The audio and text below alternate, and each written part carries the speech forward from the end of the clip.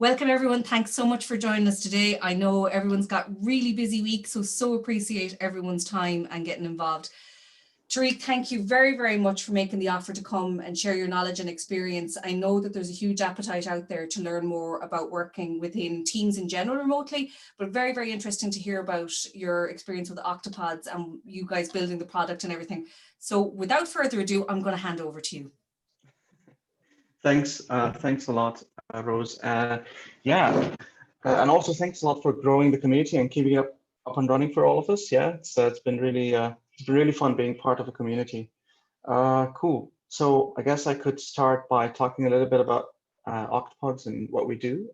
So basically, we develop and build software for internet businesses to communicate with their customers through Telegram, WhatsApp, and all of the popular messaging channels. What that means is if you're a business and having internet presence and you want to talk to your customers and reach to them through different messaging channels other than email, for example, this is what Octopods do. We provide you the software to do that on top of Intercom, which is another live chat system. But in short, if you want to talk to your customers through WhatsApp, Telegram, Facebook, you basically can use Octopods. And we officially launched about a year plus, but we have started working on this idea 2 years ago, which is basically a good entry point for the story. Oh yeah, the link there. So yeah, basically 2 years ago, I was working in Intercom, a technology company in Ireland. And at that point of time, I basically was just casually reading some books there. And one of the books that stopped me was a book called Office, Remote Office Not Required. They talk a lot about remote work, and that was 2 years ago. They talk a lot about remote work, and they really say the obvious things and benefits. But when you read it, it echoes back in your mind. You think, wow, that is so obvious. How have I not thought of that before? And from there started basically, I started to think a lot about remote work, and I quit my job, then joined a co-founder of mine to start Octopods and work on Octopods. And yeah, so the story started from there. And also the love for remote work started from there.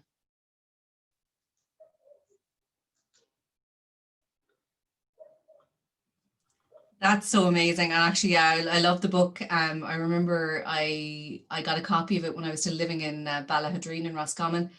And I can't remember, Tracy, was that the day, maybe the day we had incorporated or around that time, but something anyway. I think actually it was the incorporation documents came through for remote, and I was just about after finishing reading it. So it's a really, really good book to read. And it does feel a bit like, oh my gosh, that's obvious. But the thing about sometimes really good ideas is they can feel obvious, but it's great to take time to take all that in.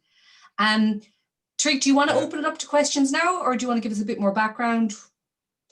Sure, yeah. I guess I can give a bit of background on the team. So we're a small company. We are four full-time employees. We're going to be 5 soon, and we're 2 part-time employees. Majority of the team is on the engineering part because we're building software. And personally, I lead engineering. I'm the technical co-founder, so I lead engineering. I also lead partnerships, and I co-lead product. Two of the folks who work in the company are here today, Mohammed and Alexandra. So we are scattered around the world: Ireland, Egypt, Russia, and Canada, and different parts of Ireland actually: Cork, Dublin, and Waterford. So yeah. That's fantastic. Spread of people all over the world and Ireland. So I like the connection with Ireland, of course. Hopefully we'll get a chance to meet in person. Folks, we want to open it up. Did anybody have any particular questions, or maybe even Alexandra or Mohammed wants to hop in with some of your experiences? Don't be overly shy. You can type a question, or you can unmute yourselves. Yeah. Also, sorry. Hi, John. Yeah, John here. Thanks, Tarek. I just have my camera off. I have a bad connection today. I work with Rose and Grow Remote. I'm always interested in early stage startups, and obviously particularly with fully distributed teams. But the challenge of like launching whenever it was in the last year, and going from a concept to getting your first paying customers to then finding out, is it really going to work? Can you talk to a little bit about that? Because obviously a lot of people will say they'll use the product, but it's different to get people to pay for a product. That makes a lot of sense. Yeah, it's one of the hardest questions that a founder, a solo, or founders of a company ask themselves at the start. Are we working on the right thing? Is that thing going to, help people out, provide value, and more like and finally sell? And that's one of the things myself and my early co-founder asked. We had a bunch of ideas that we wanted to work on. We had experience with what we are doing now with Octopods. So we had some experience when we worked in Intercom. We knew that this was a problem, but folks in Intercom didn't take the step to actually do it, and that gave us a little bit of doubt. Are we putting a lot more stress on how important this problem is, more than folks more than folks we worked with? And so there was no clear indicator, except that we have seen out there in communities people talking about, hey, I want to find a way to talk to my customers through WhatsApp, but I cannot find, and all these kind of questions and exclamation marks and queries online. So this was our first indicator. We wouldn't really know if this was that was my, while that was an indicator, it wasn't a clear indicator. It wasn't like hard evidence. Yeah, unless you build something and you put it out there, you won't know if someone will buy it. So we decided, like, hey, we understand what are the core jobs to be done here, what are the core problems that we need to solve, and they weren't a lot. If we scope this, what we do, really down, it would just be a specific set of core problems that you can actually build a software around and deliver to customers. So we set on doing that, and we thought, like, hey, we're just going to give ourselves a few months of work, like 2 or 3 months max. We're not going to put a lot of investment in UI and UX. We're just going to get something that is working, functional, most importantly, functional. It's not buggy, but functional to its extremist minimal level. Yeah, and we have set out to do that. We could have supported, as you know, Octopods can connect you to popular messaging channels. So we could have supported like 20 channels to start with, but we have only started with 2 or 3 channels, the most urgent channels in our mind at that time. And we have did that, and we have basically launched a very soft launch. We have spoke to the people, the stakeholders that can get us to customers, because you need proper distribution channels. People, you cannot build it and wait for people to come. They won't come. So you need to let them know that you're there so they can come to you. And so we spoke to stakeholders in Intercom and told them, like, hey, we know about this problem. We have solved this problem more or less, and here's our first version of it. And they have helped us with the distribution, being on, if you build an app, for example, that helps Stripe users to do X or Y, we have did the same, but for Intercom. So when you build on an app store or a platform, it's a little bit easier for you to find your distribution channel. So we have found that. We've went on, and we realized that, oh, wow, in 1 month, we became like almost immediately profitable. So while we didn't have like thousands of users, we still had enough users to tell us, at first, for us to talk to, yeah? So we can actually talk to someone who have the problem that we're trying to solve. Second, someone who is willing to go out of his way and try something out with a small startup that nobody have heard of, and with a team of 2. One of them is full-time and one of them is part-time. All these are, these are hard indicators, like it's really like, the question is how painful the problem you're solving is as a problem, like how painful this problem is as a problem. And you get answers when you actually start getting people to bet on you at this early stage. Yeah. And so that was a very brief, there were lots of things ins and out, yeah. So that was just a very brief journey, if that made any sense to you, John. Yeah, no, brilliant. Yeah, and really insightful. And I'm always fascinated by that stage in the development of companies, because it's such a big leap, and it's such a big moment then when you find that people will pay. Right. Yeah, that is true. If you have any specific questions into any of the what I said, like, happy to go through it. We can talk days about that, I guess. Brilliant. Cool. If nobody have a question, I can actually jump on to maybe hiring or how do we work as a team or whatever other theme. maybe moving the conversation to the team management. So if I remember correctly, you are a team of 4. Yeah, so we're a team of 4 full-time, 2 part-time. We're going to be 5 soon, full-time. But yeah, we are 4 as of today. Okay. Could you explain how you're currently communicating and what kind of challenges do you foresee when the team grows? Yeah, great question. I think this is the constant thing that we all think about. As you might have experienced, communicating in a remote setup is definitely different than being in an office. You know, you miss all of the emotional cues. You don't really have the chance to talk to people all the time or see them.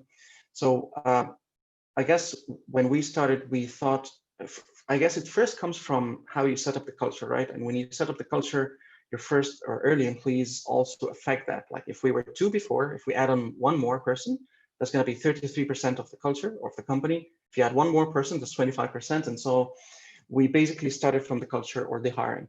So culture-wise, I basically try as much as I can tell whoever who's going to join us that I do not intend to manage you. I intend to enable you. Like I'm an enabler, not a manager. And so what does that really mean? Like, is it just something we say? But what it really means is that enabling means that we will bring you on. We will sit down together. We'll negotiate a set of expectations. Yeah, you're going to be doing X, Y, Z. That's how the role is. And here's the bar for that role. We're going to negotiate it together. It's not only from one direction. So setting expectations, that's done. And after that enablement, my role is basically to provide for you a set of a pool of opportunities, knowledge, and so on and so forth. And this is like, if you build that model, at least in small teams, it might work. In bigger teams, I don't know if it will. But if you set up that model, basically it takes you on and defines how your communication will work.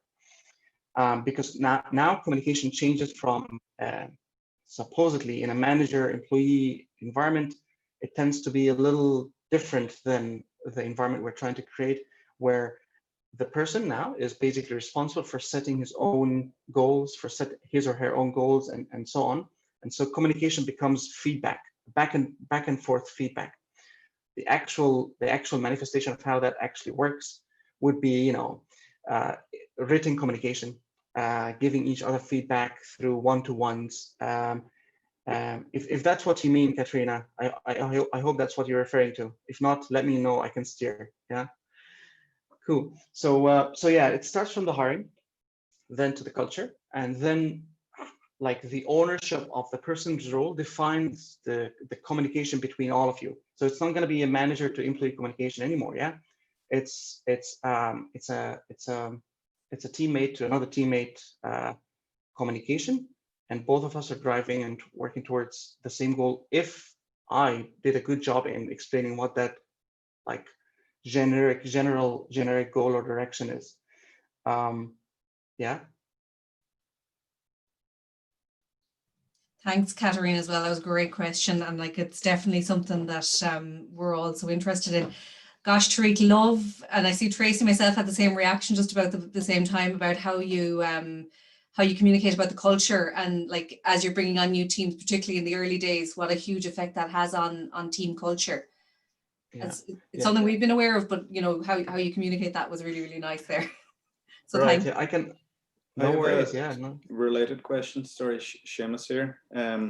Just when you started off with the company, the original founders, did you know one another, or did you advertise? Was it the core team starting off? Did you know each other beforehand, or how did you get together? Yeah, great question, Seamus. Yeah, it matters a lot. I don't know how I missed that. So one of the co-founders, who is inactive now, used to work with me in Intercom. So we both worked with each other on the same team for some time. So we had a lot of time to get to know each other. That helps a lot. I cannot underestimate how much that helps. The other co-founder, who is Mohammed in this call, we basically studied in Malaysia. That's over 12 or 13 years ago. Yeah, we're older now. We studied in Malaysia together, and from that time we became best friends. And we also, our first job after our college was together as in a startup as well. So we knew each other very well. And all this time, along the years, he has been in different countries than I am, and still is.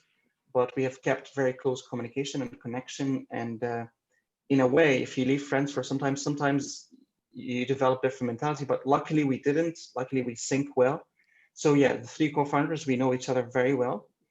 I guess knowing each other is one thing, or like knowing each other, trust, and also how do we work with each other. For example, one of the things, talking about culture, one of the things that we really encourage is that I'd like to get and take every opportunity for anyone on the team to give me as much feedback as they can, because I'm usually not being able to operate through silence, or no one is giving me a nudge. Yeah, so this is something we really encourage, and that's something Mohammed and myself are used to.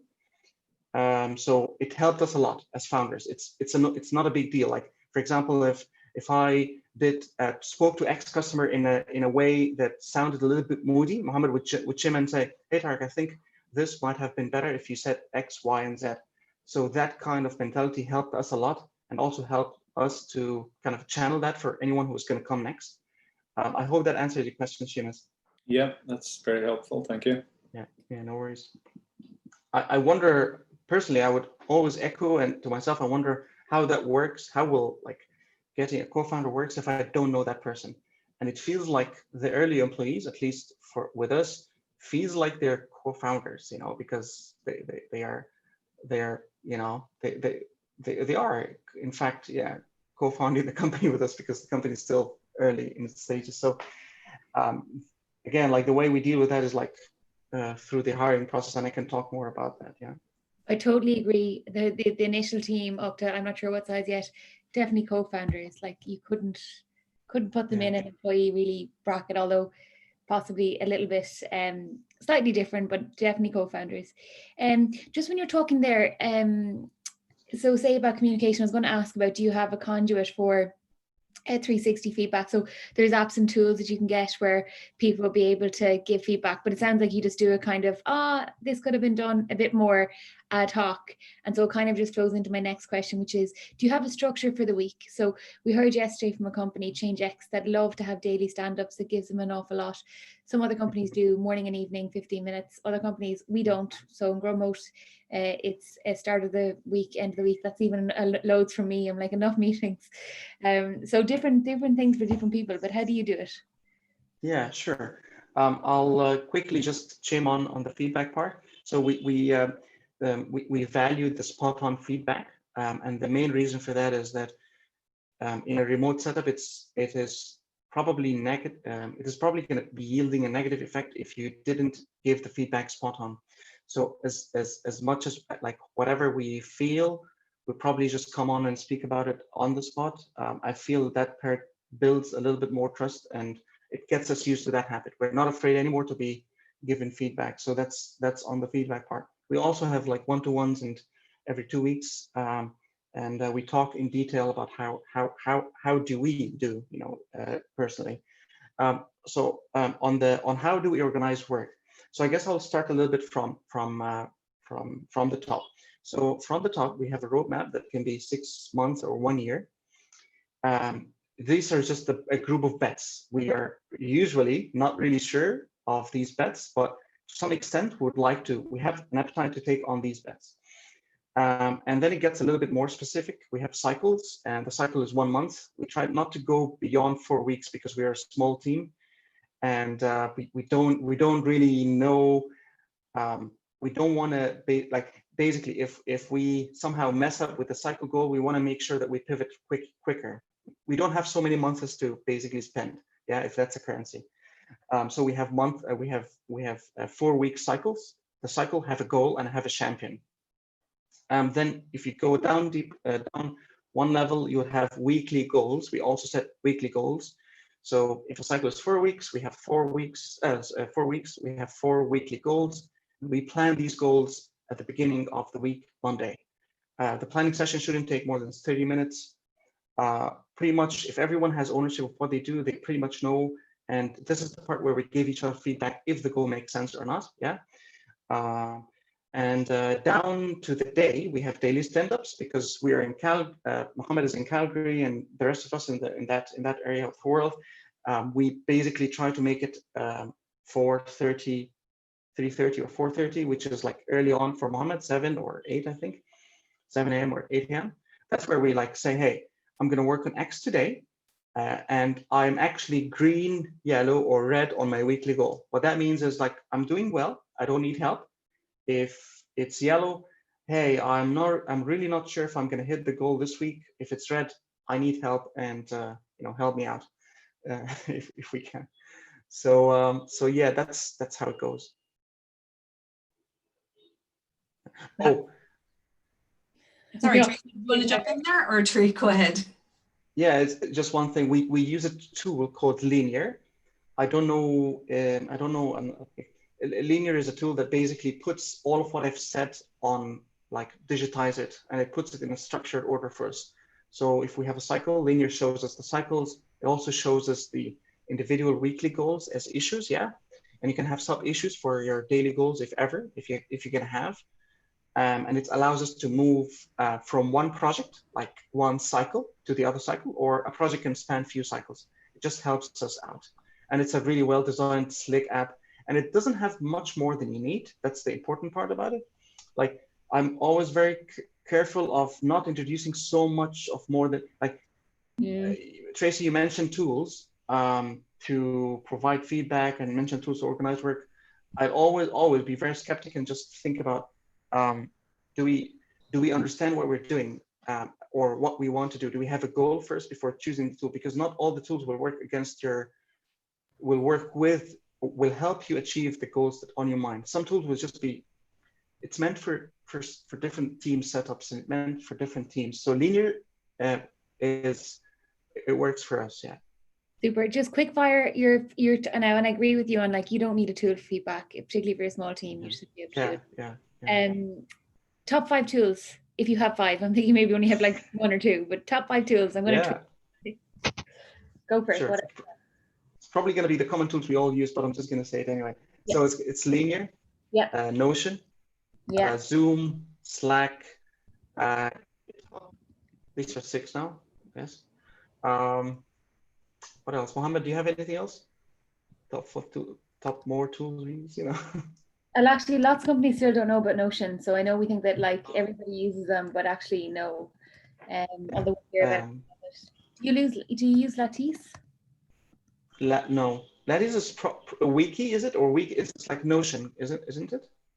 I haven't actually been into it, but I think it's like performance management. It does come up a lot on our calls. Right. Yeah. I think it is something like a wiki, or it's like Notion. Notion is basically where we write. That's a whole big other topic, but we like, one of the parts of the interview process, for example, is that even if it's an engineer, even if it's a purely technical kind of role, we focus so much on writing. Writing will be like the first and second interview phase, because without clear structured and without clear structured writing, it is going to be hard for us to communicate. It's going to be hard for us to understand each other. It's going to be hard, like, having empathy while you're writing is a thing as well. So yeah, writing is important, and we use Notion so much to reflect that. Great, thank you. Yeah, of course. Mohammed, did you want to jump in there with some of the tools? Oh, I was just going to mention Calendly for scheduling calls with customers. Right. Yeah. I'm a fan. Sorry, I don't know if John Avoy, did you want to jump in with anything there? I just see you've unmuted. No, I was just, I think it's a super conversation. I think that, like, all the different tools out there can sometimes be confusing and duplicating and all of that. Like, so I'd love to just, like, have the secret answer to doing that well. Because particularly I find getting loads of notifications, email notifications from the different tools, and it just becomes spam almost. Like, it becomes hard to click into them all to see what's going on. And that can be quite detrimental then, because you can kind of miss important things that somebody thinks you have. Right. Yeah. I think I can answer this. I hope that my answer scales well. Yeah.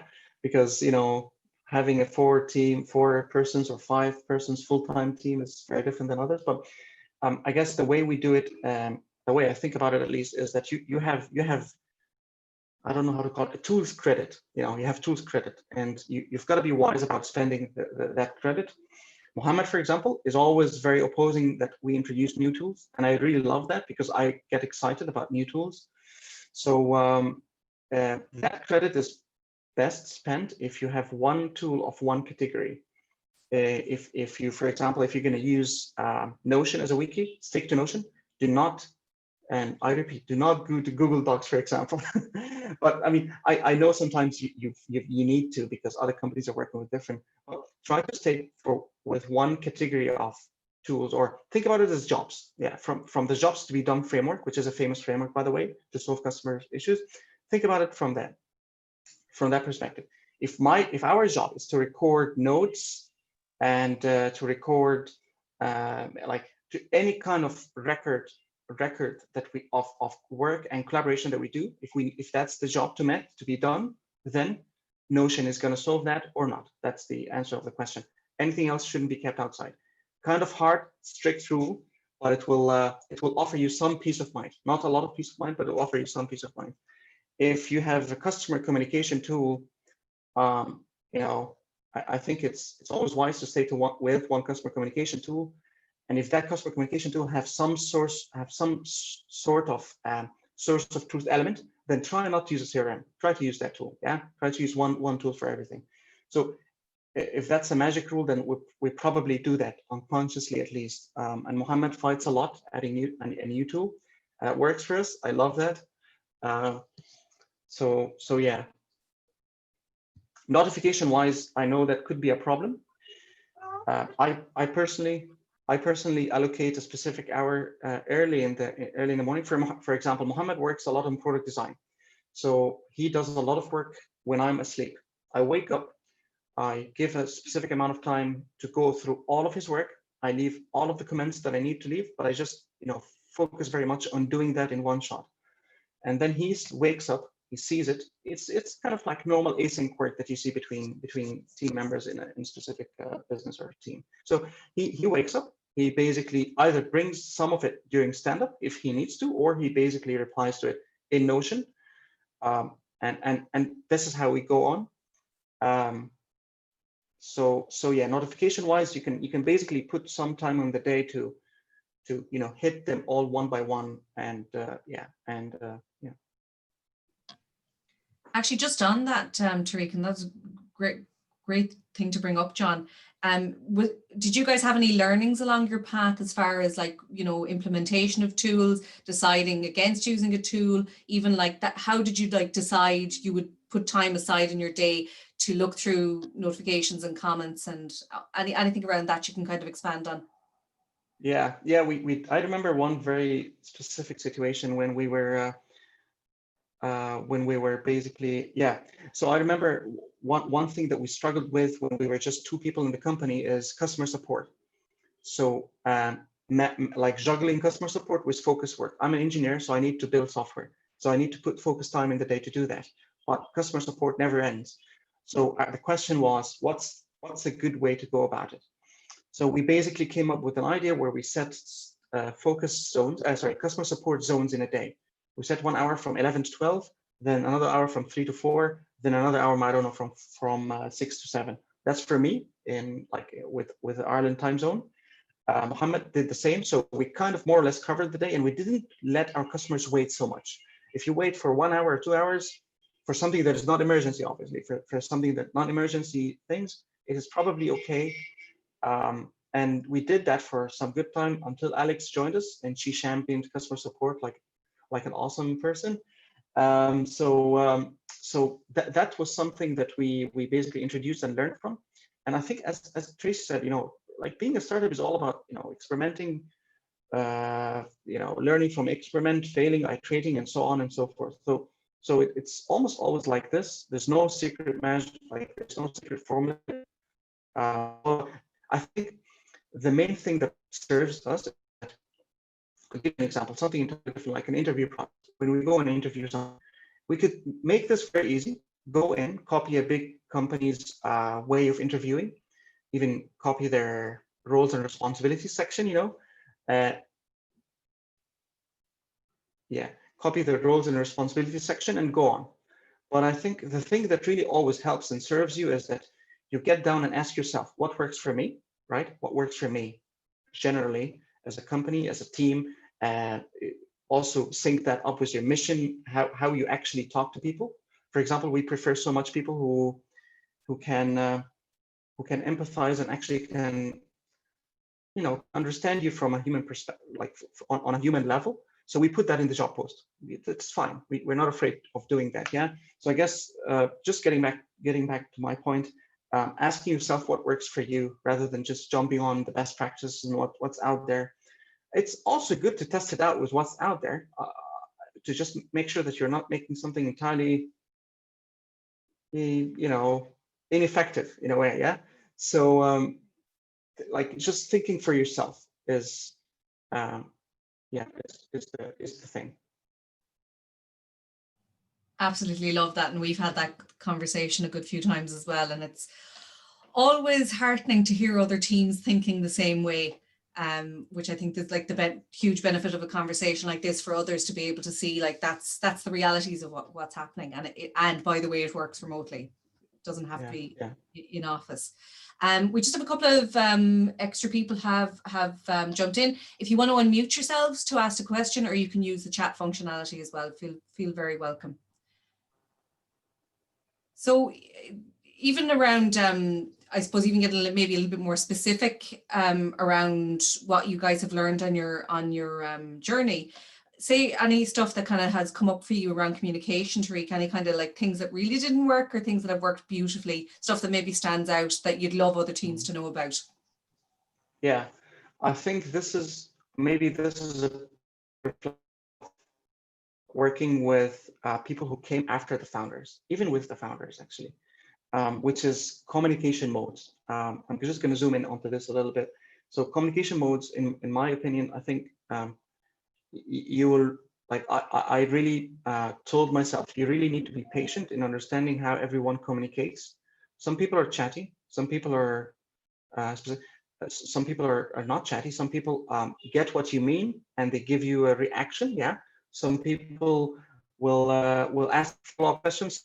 Okay. Some people, it is best if you prompt them with question to guide them, you know, right? So I think this is the biggest lesson for me, which is be patient in understanding people's communication and modes of work, and always have think best intentions first, or have like, you know, like think about the other person, give them like, you know, the benefit of doubt, and make sure that you have the best intentions when you talk to people, specifically in a remote environment. In office work, it's an entirely different story, you know, because you can see people, you can judge from their emotions, their tone, everything is different. Yeah.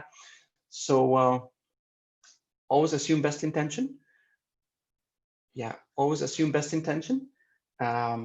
Be patient while you get used to other people communication.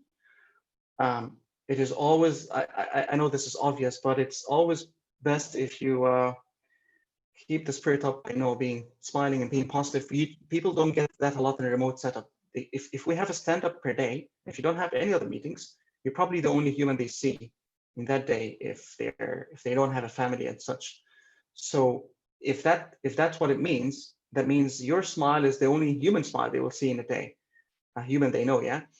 So like I remember when I used to be living alone in Ireland, I would be very excited to see the delivery man, because I don't see anyone. Yeah. So I'll go outside and actually be happy seeing someone. So I don't know if that answers the question there. That's hugely helpful. I'm going to actually jump to Katarina's just made a comment there, and we'll get back to John Atkinson's in a second. Katarina saying, my co-founder and I, we did the manual of me and a team charter to understand each other better.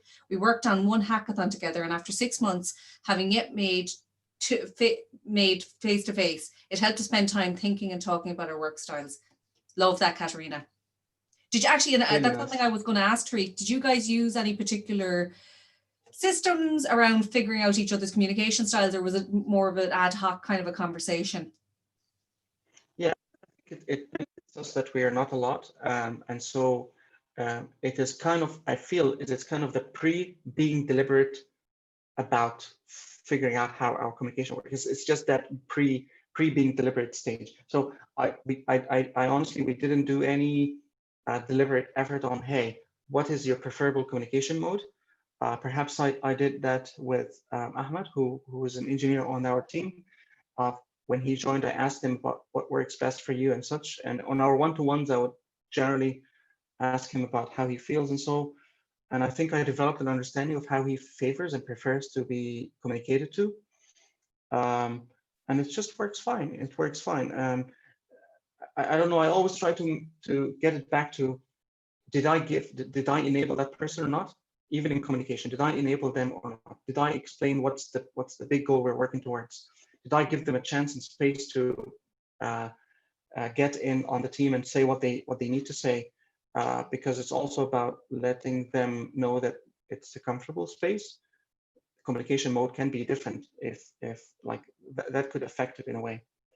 So no, we haven't had any specific structured way about going to know about communication mode. I think we should. Yeah, Mohammed. But what you've just said there, the being deliberate, and it's one of my post-its on my wall here as a reminder to self, is so key. And then also, like you said, you have that in the back of your head. Am I enabling my team member to success? Which again, I think is really, really key. I think it's been interesting for us meeting different companies who've had to go suddenly remote this year and who are making the transition. And I think that they have some expectation that there are magic answers and tools that are going to solve this for them, when often it's very, very basic, simple stuff like being deliberate, like having that in mind. And I think it's a really important, piece to get across to people. That is true. I'm going to jump to John Atkinson's. And John, we're really sorry to hear you were locked out of the house. I'm delighted you got sorted. So he's just wondering about the infrastructure you needed to start up here. So was there office? Did you get support from local authorities? What was it like? Banking, all of that. Well, what didn't you get even? Right. Yeah, I can talk about that for days. Well, there you go. That's what's more interesting maybe than what didn't you get. Right.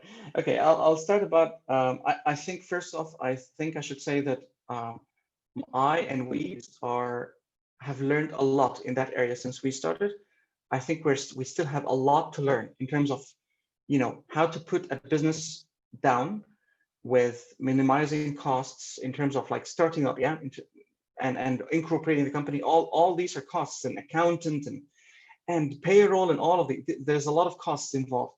And I think we might have failed to actually get the company ahead if we were not profitable from day one, because I just wanted for us to do things on our own. That option is a bit tricky specifically if you're forming a company in Ireland, but I'm going to go through it. So when we started, because we're a software company, we need to think about hosting and infrastructure, hosting as in like actual software hosting. That's one point. The other point is that, do we start a partnership, sole proprietorship, or a private company, limited company? That's another point. How does payroll go? And if I'm a part-time employee just working on this and having other gigs, how do I deal with this? What does tax even mean? I didn't know anything. I worked in a company where tax is done for me. I knew that I had a salary at the end of the day in my bank account. That's it. So this is the third point. So I'm just going to jump in for the first point. As a software company, we were very lucky to find a way to take money from our customers through Stripe.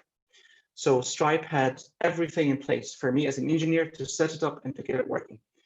That was really nice. For hosting, we basically went on AWS, is a hosting provider, Amazon, and got 5,000 credit as something called an AWS Activate. Look into this if you're looking into software hosting. So $5,000, that means you will be paying that much till you get to a stage where you at least have some paying customers. This helps tremendously.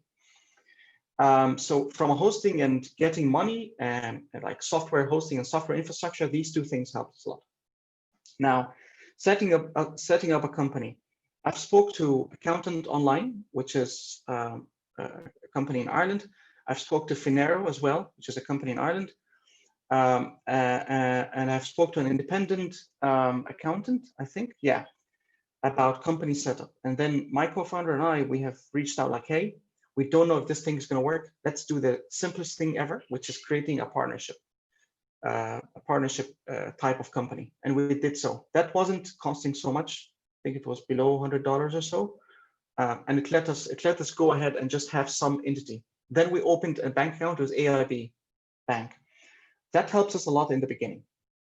When things started to move on, we needed better support. Honestly, I think I don't know if this is my fault, or I don't know. I don't know where the effort should come from, but I think in Ireland, I think there needs to be more support. Enterprise Ireland is doing a great job, but I think there needs to be a lot more support in getting these things that I consider as blockers to get you to a step where your success, where you can see some success, because these things literally can't stop you from giving value to, as we are today, we're giving value to hundreds of people, hundreds of businesses around the world.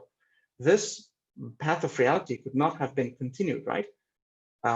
If things happened in the beginning with legal setups and so on. So I think, anyway, like the point is, I think there needs to be more support. I don't know in what form or sense, but I think there need to be more support in Ireland for folks like this.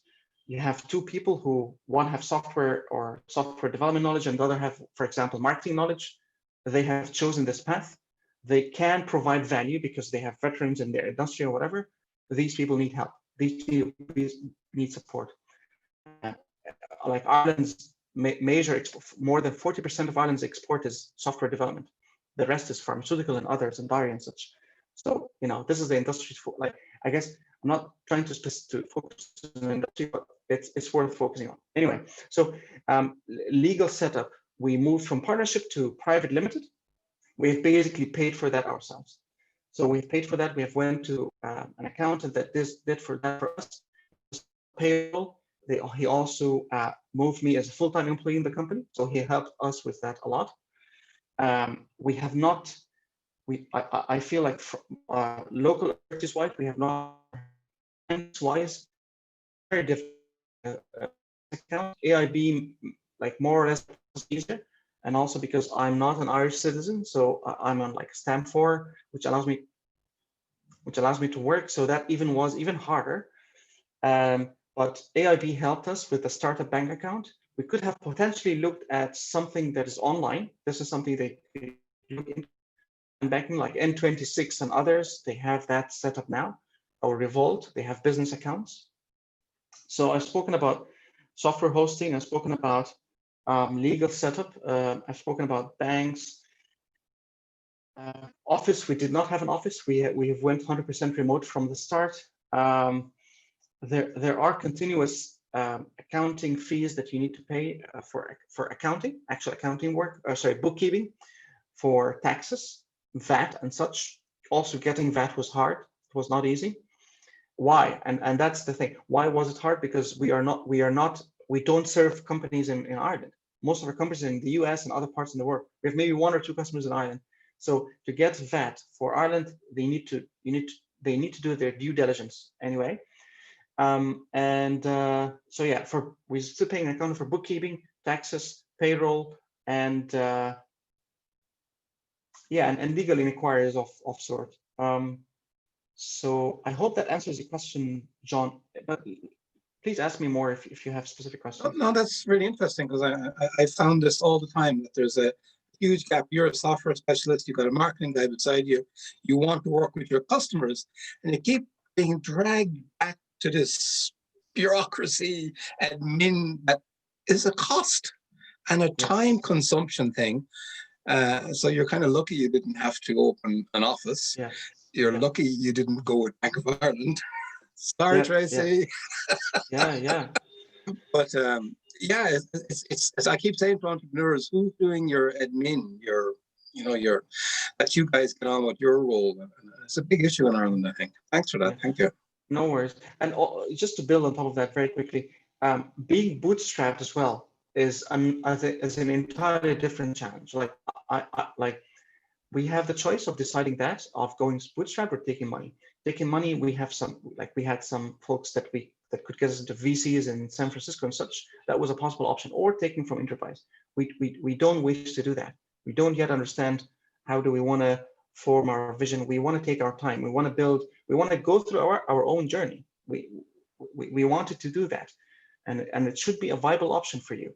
It shouldn't be always taking money from VCs or enterprises. It is a viable option. That's the way you think you would work best if you're not under pressure and so on. So that made it even trickier, yeah, because you have to think about it differently now. Now you have to think about how much money you have in the bank if I want to hire 2 employees, and so on and so forth. And yeah, and on top of that, the last thing that I'd like to highlight in this, because I can talk about it for days, but the last thing is corporate tax. It just makes no sense to me that there should be any kind of like corporate tax for a company that have just started, and it's just 1 year into profit, and it's just, there's R&D relief and there are some other types of relief, but the system itself needs to cater and be tweaked to help those folks out, because helping those folks out now, Singapore does that, Estonia does that. They help you out in the first 3 years. They get to set up and running, and once you reach a specific amount of profitability, you know, sure, let's pay the taxes, the corporate tax and other things of that regard at that time, because you know we have grown and we're part of the economy now. So yeah. Yeah, taxes are great fun, and often you have to pay them, and you mightn't have the cash because people you're working for haven't paid you yet. So that can be quite a tricky balancing act. Thanks very much. Yeah. Thanks, John. Great questions. And I think there's a really lovely crossover here. John Voy is actually just heading off, so great to have had you here. But a really lovely crossover here with what the work that Scale Ireland is doing. And I totally agree with you, Tarek. It's just, yeah, and John Atkinson, like bringing that up, it's just such a fantastic idea. I love how Mohammed's instantly went to, there's an idea for a startup here. And I think I personally would love to see answers and improvements in what's happening at a governmental level, and you know, solutions coming out of the market as well. Actually, just to, and again, to focus in on this because it's such a key area. If we were to wave the magic wand in the morning and change one of these roadblockers for you, which roadblocker would you like to be removed, Tarek? Anything that is a blocker for innovation. Anything from legal to requirements to taxes to I guess innovation comes in different ways and forms. The one that I'm familiar with is through technology, and it has direct impact on people out there in the world, because Ireland is pretty much open. We could have opened the company in other places. I could have opened in we could have opened in Singapore, but we selected Ireland because I think it is great for like big great companies started from Ireland, Stripe started from Ireland, Intercom, and so on. So I think any blocker from in any way that blocks innovation, that blocks you giving value to folks out there, to businesses out there, to normal consumers out there. And this is the key. This is what we do, right? This is the giving value to people, and get, like, you know, you're coming tomorrow. Like, let's say that I have stayed at my co-founder and I, we've stayed at our jobs. There would be no Octopods today, even though like our impact is very, very, very small in the world, but there's just some impact, yeah. If we didn't fight through, this wouldn't have been there. So maybe, and I think there most definitely is, hundreds or thousands like us who didn't get lucky and got stuck with these, you know, hurdles and didn't continue on. They could have been the next Stripe or next Intercom and such. So I can get a list of things for sure, but it's just like from a big picture perspective, anything that blocks innovation. So totally agree with you. And we've been having this conversation in the social enterprise space. And one of the things that, so there was the International Social Enterprise Day last week. John Avoy spoke at a conference here in Ireland. It was I have to say, it was good for the heart to be there, to hear how people are innovating and working. But one of the things we've recognized in social enterprise is not enough people see it as a career path. They're just not really aware of what's happening. And I think that that's something that we can do in the social enterprise space, is to get that story out there that it's really possible. But then the actual supports need to be in place, the financial supports, the legal supports, all of that really important stuff. I recognize we're just coming towards the end of our session. Again, I want to say an absolutely huge thank you for joining us. It's lovely to see the rest of the team here as well. Before I ask you the last couple of questions, I'm just going to say to everybody, for anyone that isn't familiar with us, Grow Remote, we're an Irish nonprofit with the mission of making remote work local. We do that in lots of different ways. Come and find out how we do that. But if you want to continue this conversation, Tarek and a load of us are in our Slack, so you can go to growremote.ie to join the Slack there and just keep that conversation going. So tying up on this, I'm wondering, like, what has been the impact of remote work for you, Tarek, and what do you think that the impacts of remote work are going to be more generally? Yeah, wow, that's a great question. So I think if I zoom in on myself, like if I zoom in personally, I think I just tweeted about that a few days ago, but it's just made me start thinking very independently. I think I'm now thinking a lot for myself. You know, I grew up in Egypt till the age of 16, 17, and then I went outside of Egypt due to family moving out and so on. So the way I grew up, probably most of us is like, there's the job, there's X, there's Y, and there's Z. People go to office to work, yeah? So this is one of the things that we take for granted. So I think the first stepping stone for me was to think really independently, is to get that book, build a conviction based on it, and start thinking that, oh, there are other like life paths that are possible, yeah, for me, and I could probably do it. And I think if I work with these people who I knew before, we can probably do something. So in short, thinking independently, it puts me on a path to do that. Because, for example, when I explained that to my mom and dad, they were really not sure why and how, and you know, they were just not sure. What does that mean? And so that's the biggest impact on me. And the future of remote work, I think a lot of people ask it, like, frame the question this way. I think I'd like to think about it from a different way. I think it's the future of giving people choices. Yeah, this is probably a better framing. Yeah, so like, what's like the future of giving people choices? Hey, we have a new choice on mode of work that people can take, and we have made it work. And we know its pros and cons, because I guess also people sometimes get stuck in the dogma of like, remote works is all awesome and stuff, but it's not. You know, everything has pros and cons. So just hey, there's another option. We know its pros and cons, and we can save probably the environment, and we can do other things with positive, like we can have a positive impact with giving people another choice. Yeah. A simple example is, I'm sure a lot of you have felt that, is like, you know, a day in the office, 8-9 hours or even more, I could do the same work at home in 4 hours or less. But the important part is that now I co-own, if I'm an employee in a company that works remotely, I co-own my time with the company. But if I work in the office, I don't really co-own that time. I think that time is kind of rented away from me, and I don't get to do other things with that time. I get to be in the office, even if I love my job, by the way. This is separate from passion and love to the job and such. But the idea of co-owning the time with whoever you're working with. So yeah, I hope this answers your question. You have so many lovely ways, and I'm sure we'd find that from some of the rest of your team members, of framing things.